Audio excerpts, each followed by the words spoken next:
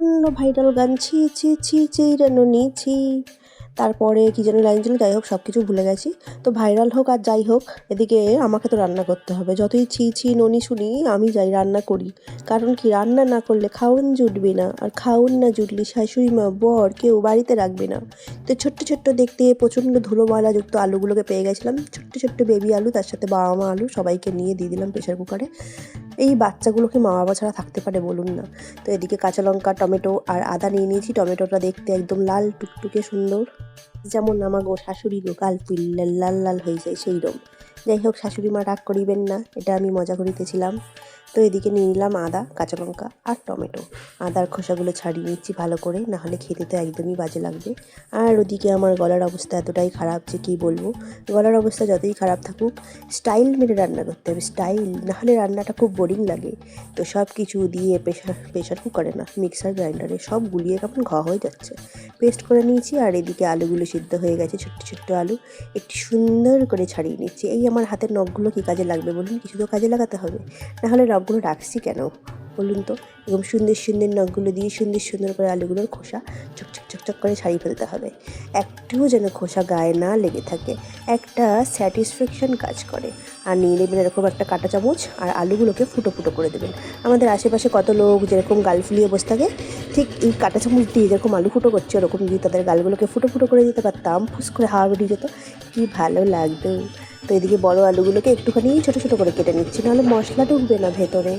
আর নিয়ে নিয়েছি একটা সাদা ফকফকে দেখতে ফ্রাইং প্যান। বড়লোক্কি চাল দেখাতে হবে না, আমি আবার বড়লোক্কি চাল দেখাতে খুব ভালোবাসি।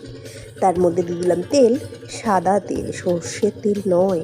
তার মধ্যে দিয়ে দিলাম সুন্দর খোসা ছাড়ানো আলুগুলোকে। আর এরপরে একটুখানি হলুদ আর নুন দিয়ে ভালো করে ভাজাভাজি করে নেব, কারণ আলুর ভিতরে আবার নুন না ঢুকলে মধ্যে এবার ভাজাভাজি করে রাখা আলুগুলোকে নামিয়ে নিলাম। আর তারপরে দিয়ে দিলাম তেজপাতা আর গরম মশলা, যাতে সুন্দর সুন্দর সেন্ট বেরোয় তরকারির মধ্যে থেকে। আমি বড়লোক, তাই এলাচ কিনতে একদমই আমার গায়ে লাগে না, আর দিতেও গায়ে লাগে না।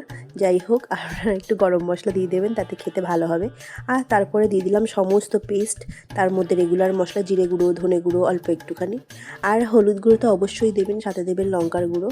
তারপরে দিয়ে দিলাম একটুখানি মিষ্টি আর নুন। মিষ্টিটা তো অবশ্যই দিতেই হবে, কারণ ওই যে মানুষ মিষ্টি কথা বলতে ভুলে গেছে, তাই খাবারের মধ্যে মিষ্টি অবশ্যই অ্যাড করবেন, না হলে কিন্তু ঝাল লাগবে। তারপরে আমি দিয়ে দিলাম কটা মটরশুঁটি, শীতকাল বলে কথা, ভাইরাল সবজি তো এগুলো এখন, তাই না? তারপরে সব কিছু দিয়ে কষাকষি করা হয়ে গেল আমার।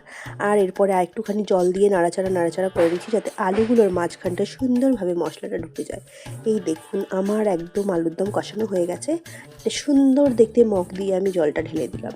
আপনাদের কাছে স্টিলের গ্লাস থাকলে আপনারা তা দিয়েই ঢালতে পারেন, ওটা জাস্ট বড়লোকি চাল দেখানোর জন্য, কারণ আমি বড়লোক, যদিও বা সেটা আমি মানি না। তারপরে দিয়ে দিলাম ধনেপাতা।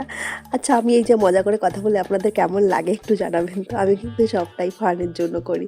তো তারপরে দিয়ে দিলাম ধনেপাতা আর গরম মশলা, দুটোর সেন্ট আমার হেভি লাগে। কেউ গরম মশলা পছন্দ করে, কেউ ধনেপাতা, আমি আবার দুটোই পছন্দ করি।